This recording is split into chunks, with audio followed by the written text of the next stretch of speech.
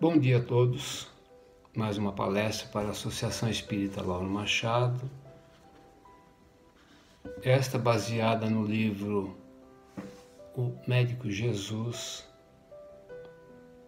de José Carlos de Luca, um escritor que já vem nos brindando com muitas obras e que nesta publicação nos traz um tema muito interessante, que é o autoconhecimento. É uma questão bastante relevante para todos nós que buscamos a evolução nesta vida e também buscamos o nosso aperfeiçoamento moral, físico, com os ensinamentos deixados pelo nosso mestre maior. Autoconhecimento. Foi feita essa pergunta aos espíritos superiores quando da criação e elaboração do livro dos Espíritos, na codificação feita por Kardec, e na questão 919 deste livro, feita a seguinte pergunta: qual o meio mais eficaz que o homem tem de se melhorar nesta vida e de resistir à atração do mal? A resposta foi a seguinte: um sábio da antiguidade vos disse: conhece-te a ti mesmo. Como podemos fazer isso?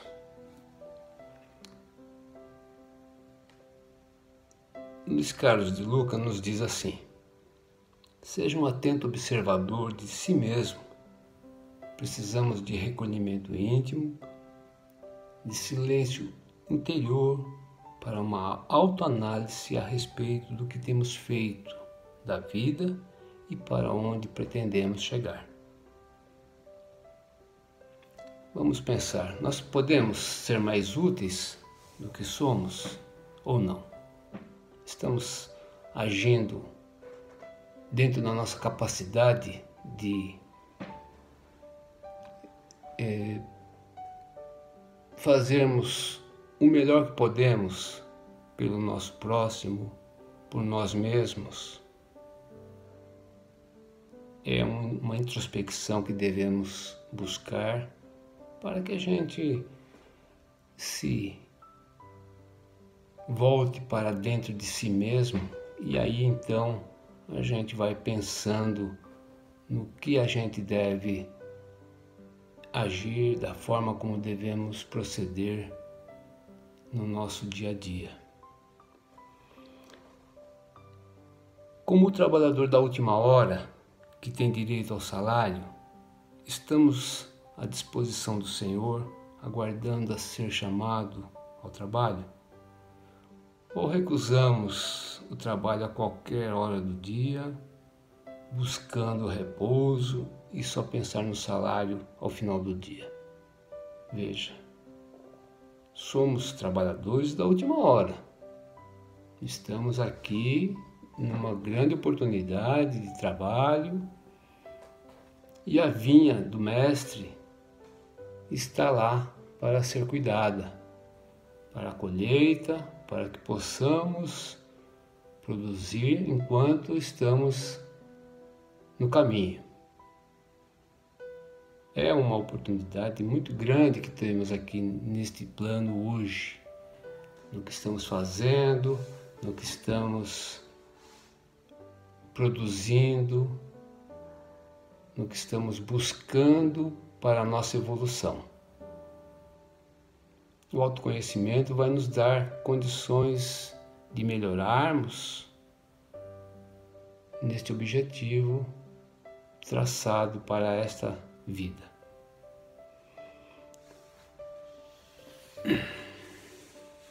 Uma outra pergunta: Se sofre alguma enfermidade,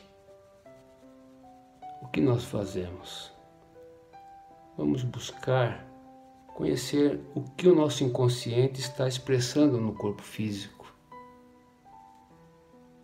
O nosso corpo de agora, somos nós que o criamos através de nossos pensamentos e hábitos, que pode ser fruto ainda de vidas anteriores, onde contraímos dívidas a serem pagas. A doença nos leva a despertar os próprios pesadelos. Ninguém se cura verdadeiramente sem olhar bem fundo com os olhos da alma. Na estrada de Damasco, Saulo de Tarso, perseguidor de cristãos, envolvido pela luz resplendorosa do Mestre, caiu em terra e perdera a visão por 3 dias. A cegueira que tomou conta de Saulo era um convite para que ele olhasse agora para dentro de si mesmo e adquirisse a maturidade psíquica a fim de mudar o rumo de sua vida. E como mudou? Se tornou o grande apóstolo Paulo, que muito contribuiu para a propagação dos ensinamentos do Mestre Jesus. Temos no Livro dos Espíritos o ensinamento de Santo Agostinho, que nos aconselhou a respeito do conhecimento de si próprio. Diz ele assim: fazei o que eu fazia em minha vida sobre a terra. Ao fim da jornada, eu interrogava a minha consciência, passava em revista o que fizera e me perguntava se não faltara algum dever. Se ninguém tinha nada a lamentar de mim.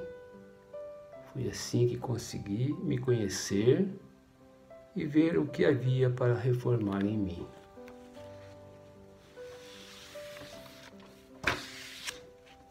Quando estiverdes indecisos sobre o valor de uma de vossas ações, perguntai-vos como a qualificaríeis se fosse feita por outra pessoa.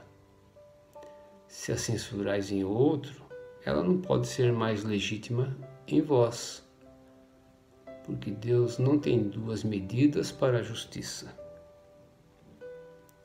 Procurai saber também o que pensam os outros a respeito, e não negligenciais a opinião de vossos inimigos, porque estes não têm nenhum interesse em dissimular a verdade e, frequentemente, Deus os coloca ao vosso lado como espelho para vos advertir com mais franqueza que o faria um amigo. Kardec acrescenta: muitas faltas que cometemos nos passam despercebidas.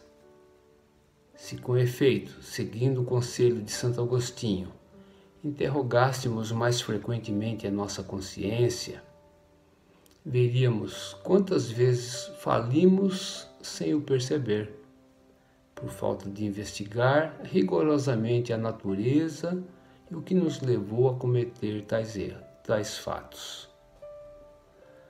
A forma interrogativa de alguma coisa de mais precisa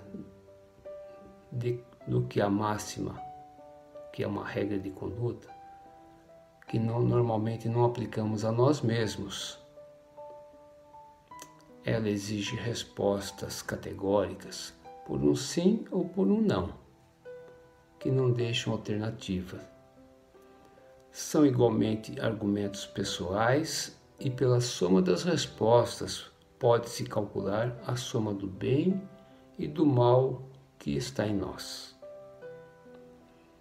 O autoconhecimento vai nos permitir uma vida melhor, possibilitando o avanço e o entendimento necessários para acompanharmos o progresso destinado à Terra, que está saindo da categoria de expiação e provas para se tornar um mundo de regeneração.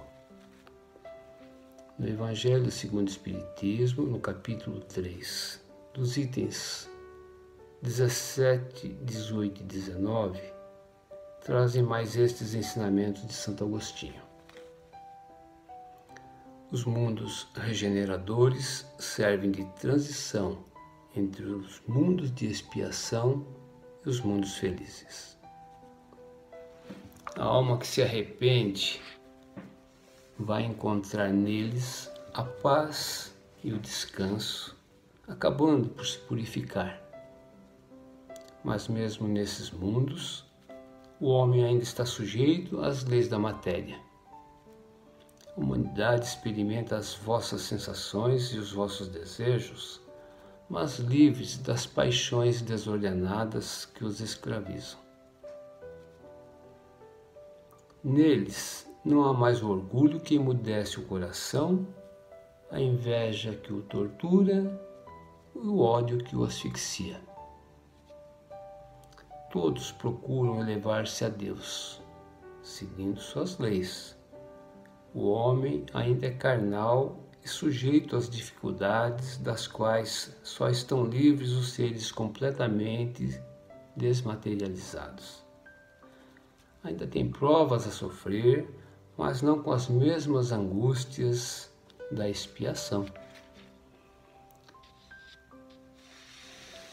Muitos gostariam de habitá-los, porque representam a calma após a tempestade, a recuperação após uma doença cruel, uma doença muito grave.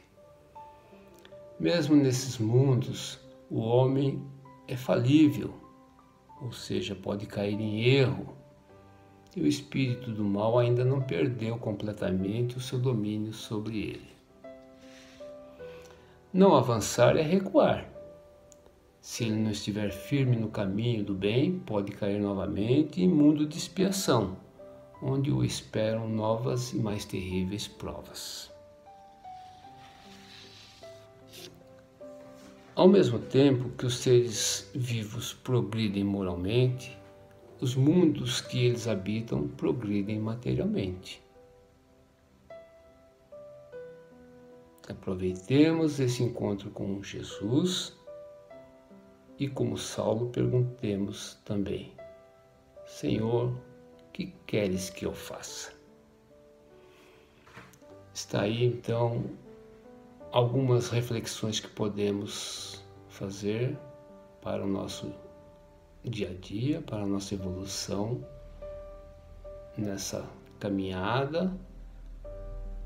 Aproveitar os ensinamentos que estão à nossa disposição, a busca pelo nosso aperfeiçoamento, o nosso melhoramento espiritual e moral, para que consigamos ter essa oportunidade, estar preparado realmente para essa transição que nós estamos passando e que iremos alcançar com a nossa melhoria pessoal.